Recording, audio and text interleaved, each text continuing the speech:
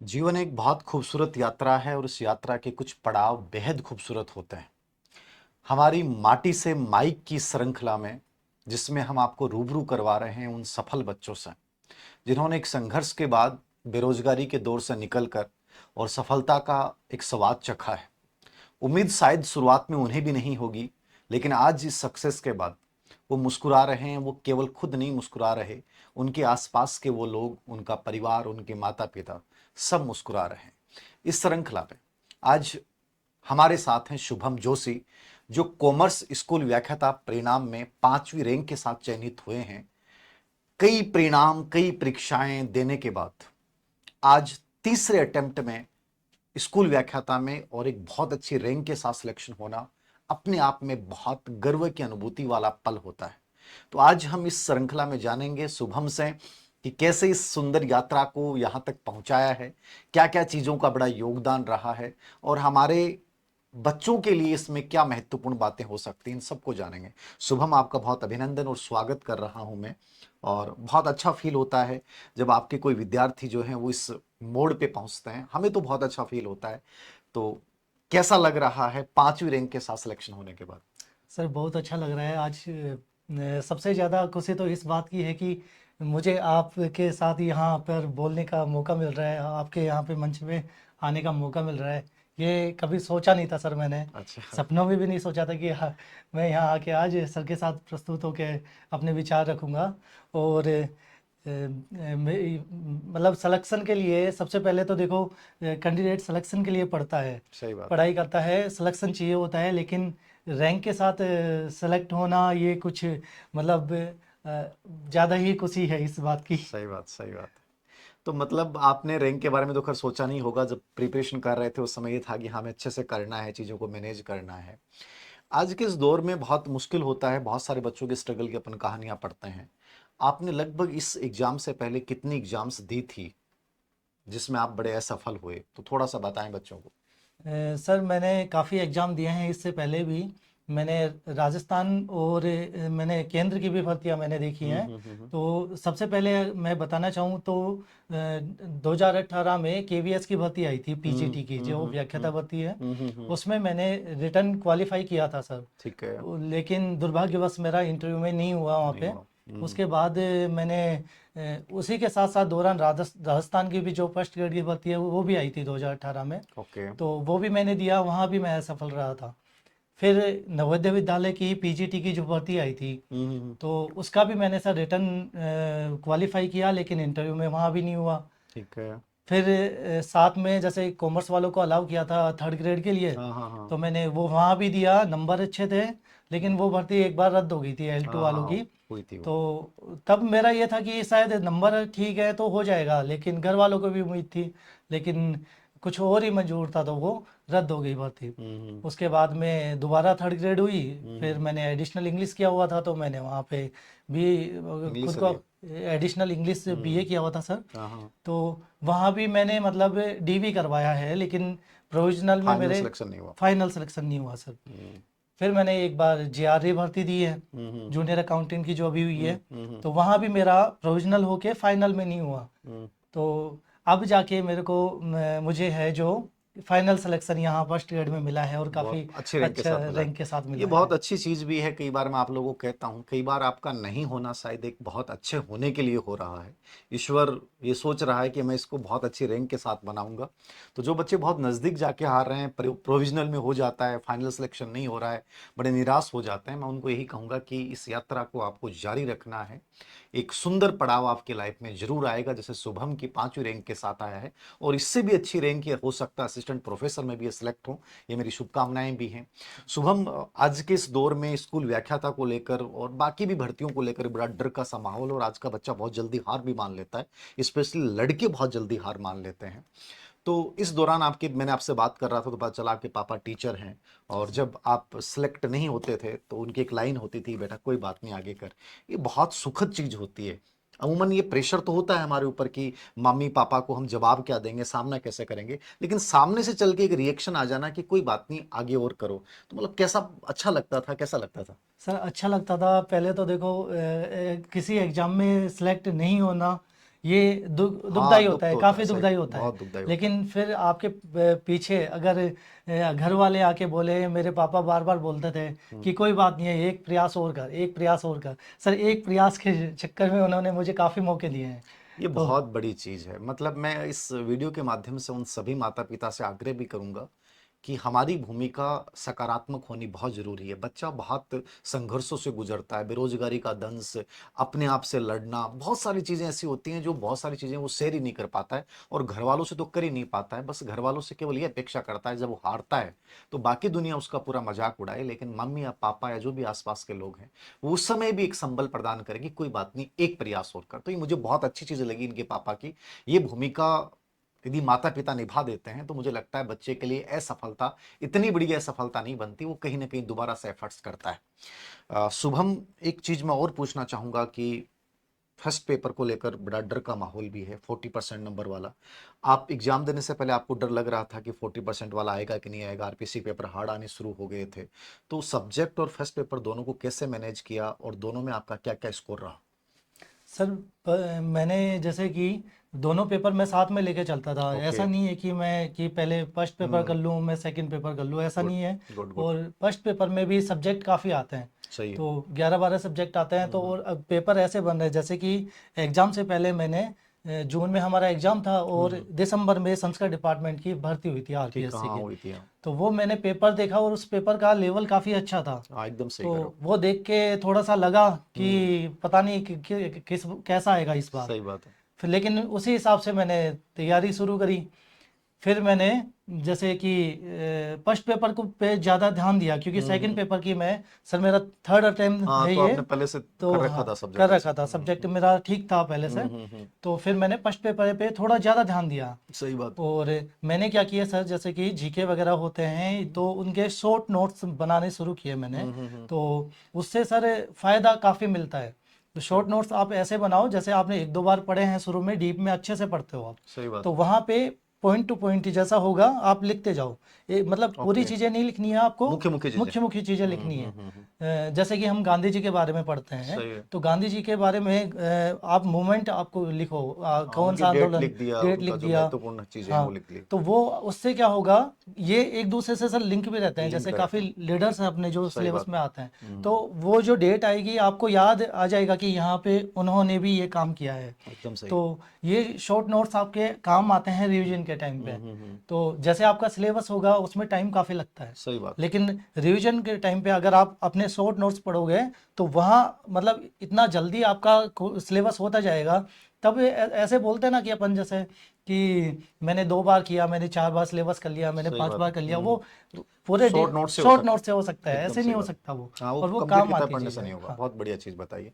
Short notes वाली चीज़ मैंने पहले भी आपको बोली है और शुभम भी बता रहे हैं, बहुत अच्छी चीज़ है। जहाँ तक हो सकता है अपने शब्दों में कुछ चीज़ों को शॉर्ट में कर लें ताकि लास्ट टाइम में 5 या 7 बार जो भी आप रिवाइज कर पाएं। मैं जब आपसे बात कर रहा था, आपने एक चीज़ बहुत अच्छी बताई कि आप पेपर से पहले वाले दिन भी आप स्पेशली मैथ की प्रैक्टिस कर रहे थे, बिल्कुल। कि आपको लग रहा था कि कहीं ना कहीं मैथ रीजनिंग पे ध्यान देना जरूरी है। और इस बार स्कूल व्याख्याता में जिन्होंने मैथ रीजनिंग को प्राथमिकता दी और अभ्यास बहुत अच्छे से किया, ये चीज़ बहुत अच्छी लगी। तो मैथ रीजनिंग आपकी कैसी थी और कैसे क्या आपने तैयार किया इनको, और बाकी पार्ट्स को जैसे मतलब कैसे कैसे तैयार किया आपने, कितना कितना टाइम दिया, आपका स्टडी मतलब कितनी घंटे हो जाती थी आपकी?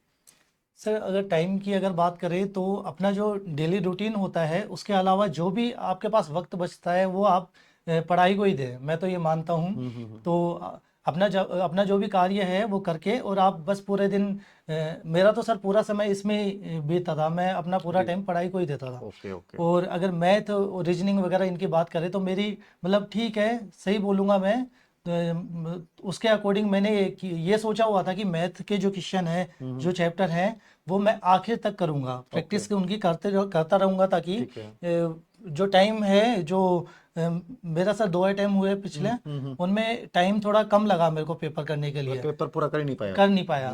तो इससे वो तभी हो सकता है जब आप मैथ की प्रैक्टिस ऐसी कर लें तो वहाँ आपका वो टाइम समय बच बच जाएगा। जाएगा। एकदम सही तो बात। वो पेपर, वो टाइम आप बाकी सब्जेक्ट के लिए दे सकते दे हैं। सकते हैं। इसलिए मैंने सोचा हुआ था कि एग्जाम से पहले भी मैं जो मैथ के क्वेश्चन वो करके जाऊंगा ताकि स्पीड अपनी बनी रहे। बनी रहे। तो बहुत ये अच्छी चीज जरूरी लगी था। मुझे ये, मतलब ये बहुत सच भी बोला इन्होंने। फर्स्ट पेपर बच्चों के पास टाइम ही नहीं बचता है, 1.5 घंटे में आप कर कर ही नहीं पाते हो, पूरे प्रश्न पढ़ ही नहीं पाते हो। और यदि ये प्रैक्टिस आपके इस लेवल की हो जाए कि वहां आप मैनेज कर लो पेपर को, तो उसके बाद आप औरों से लीड ले जाते हो। और ये चीज़ आपने बहुत बहुत ही खूबसूरत बात बोली, और सब बच्चों के लिए मैं कहूँगा कि जो बच्चे इस चीज़ को फॉलो करें निश्चित रूप से, कि आप पेपर की स्पीड बढ़ाएं।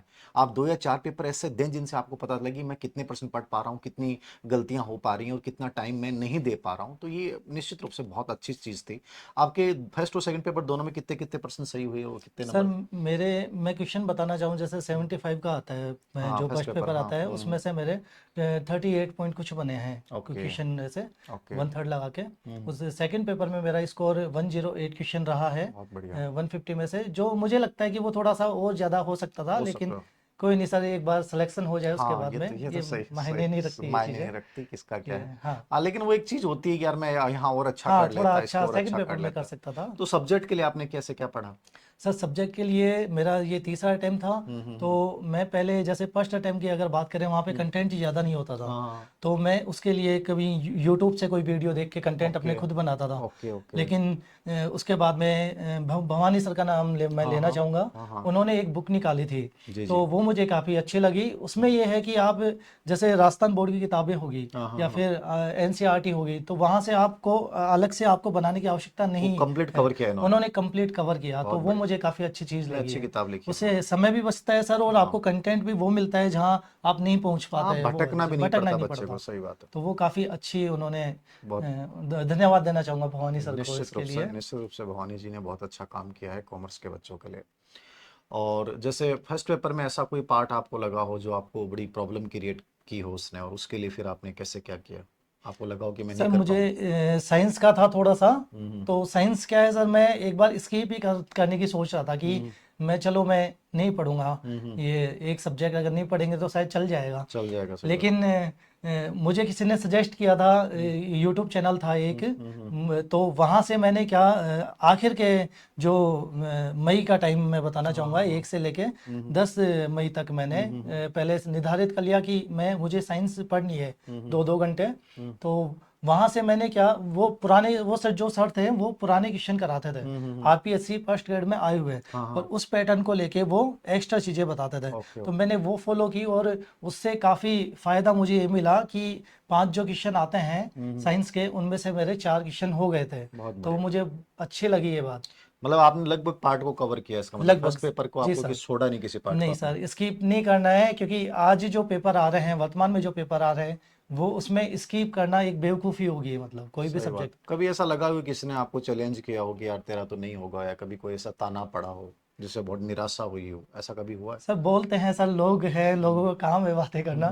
लेकिन मैं जैसे ज़्यादा ध्यान देता नहीं हूँ इन चीज़ों पे। ओके। एग्ज़ाम से पहले भी बोला है काफ़ी लोगों ने कि काफ़ी साल हो गए तैयारी करते हाँ, ये हुए, तो बोलेंगे, तो सही। मतलब क्यों अपने खुद को अपने घर वालों को बेवकूफ़ बनाता है, ऐसी चीज़ें बोलते हाँ, हैं। बोलते हैं, तो सही। होता क्या है उससे कि अपना ही समय खराब होता है, उनका हाँ, कुछ नहीं सोचना नहीं है बिगड़ता, उनको। सोचना पड़ता। इन चीज़ों में भी जैसे 1-2 दिन जाएंगे, हम्म। उससे बेहतर है उन चीज़ों को इग्नोर करें और अपने एग्जाम पर फोकस करें। क्योंकि जब सफलता आपको मिलेगी, तो वो सफलता ही उन लोगों को जवाब दे जवाब देगी। मिल जाएगी। बहुत बढ़िया बात बोली। और ये मैं हर बच्चे से कहूंगा कि इग्नोरेंस सबसे बड़ा हथियार है। मौन, हर चीज़ पे प्रतिक्रिया देना जरूरी नहीं होता है कि हम हर चीज़ का विरोध करें कि आपने कैसे बोल दिया।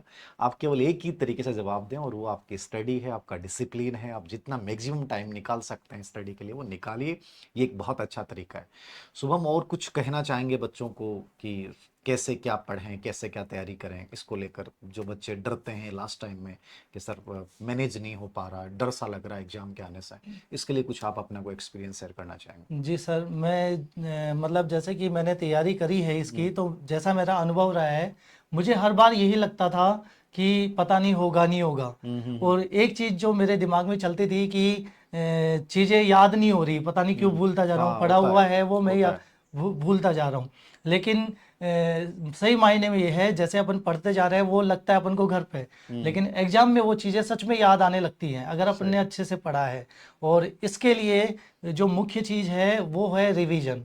सही बात और है। जो आपका जो एग्ज़ाम तक, जैसे कि मैं बताना चाहूँगा, मेरे जो 2 अटेम्प्ट थे, तो हम्म। मैं आखिर का जो समय रहता है वहाँ पे मैं उम्मीद छोड़ देता हूँ कि नहीं होगा। कि नहीं होगा, या हाँ, फिर लगता है कि चीज़ें मेरे को याद है सब, क्या पढूँ क्या नहीं सही पढूँ। सही है, सही। सब्जेक्ट काफ़ी सारे हैं, तो इस बार मैंने ये चीज़ें नहीं करी हैं। मैंने पहले से प्लानिंग की थी कि आखिर समय में मुझे ये सब्जेक्ट करने हैं और ऐसे करना है, और उसका जो महत्वपूर्ण जो मतलब फायदा चीज़ें मिला। हैं तो वो शॉर्ट नोट्स थे मेरे, शॉर्ट नोट्स। जो मैंने पहले भी बात करी है, वो काफ़ी फ़ायदेमंद है। और सच में वो काफ़ी इफ़ेक्टिव रहा है ये रिवीजन करने में। बहुत तो बढ़िया। रिवीजन बहुत ज़रूरी है, आप वो पहले से निश्चित कर ले कि मुझे आखिरी समय में ये चीज़ें मेरे को पढ़ के जानी है। बहुत खूबसूरत शुभम ने जो चीज़ें बताई हैं, मुझे लगता है कि आपके लिए बहुत काम की चीज़ें हैं इनमें से, स्पेशली रिवीजन को लेकर, शॉर्ट नोट्स को लेकर, ठीक है, और दोनों पेपर को मैनेज करने को लेकर, और स्पेशली पेपर को हल करने की जो तकनीक इन्होंने बताई कि लास्ट टाइम तक आप अभ्यास करते रहें, और ये सब चीज़ें आपको करनी पड़ेंगी। और जो लास्ट टाइम हम अभी चर्चा भी कर रहे थे दोनों बैठ के, तब इन्होंने एक चीज़ बहुत अच्छी बोली कि लास्ट टाइम में जितना मैक्सिमम टाइम अपन दे सकते हैं देना चाहिए, क्योंकि मेरी भी ये बहुत खासियत रही है कि मैं लास्ट टाइम में बहुत पढ़ता था, और इस समय आपके अंदर डर यदि पैदा हो जाता है और आपको लगने लग जाता है बाहर हो रहा हूँ, तो ये बहुत नेगेटिविटी ला देता है, और इससे आपकी जो पहले की प्रिपरेशन है वो कंप्लीट खत्म हो जाती है। तो मैं उम्मीद करता हूँ कि इस इंटरव्यू से आपको काफ़ी फायदा मिलेगा और एक नई प्रेरणा मिलेगी, और इन फ्यूचर भी शुभम जैसे बच्चे जो हैं वो कॉमर्स के बच्चों को गाइड करते रहेंगे। और चूंकि बहुत अच्छी रैंक से सेलेक्ट हुए हैं, एक सामान्य पृष्ठभूमि से जुड़ा हुआ बच्चा है ही, तो निश्चित रूप से आपको काफ़ी फायदा होगा। सर मैं एक चीज़ और बोलना जी चाहूँगा जी। कि आपकी बुक को लेके लोगों में, कैंडिडेट के दिमाग में भ्रांति रहती है कि टफ आती है। हाँ। तो मैंने साइकोलॉजी की कोचिंग नहीं करी है, और लेकिन मैंने सर की इस बार बुक पढ़ी। मैंने पहले मेरे दिमाग में भी चलता था कि सर की बुक काफ़ी टफ आती है, लैंग्वेज हाँ हाँ। कठिन रहती है, वही उसकी माहौल समझ बना नहीं रखा आता, है माहौल वो। बना रखा है। लेकिन इस बार जो आपने बुक निकाली थी, मैंने वो ली, और सच में वो इतनी अच्छी बुक है, इजीली समझ आती है सर। साइकोलॉजी अगर थोड़ी बहुत आपने पढ़ रखी है तो आराम से हो जाता आराम है। से हो जाती और है। ऑब्जेक्टिव वाली जो बुक थी वो मुझे काफ़ी अच्छी लगी।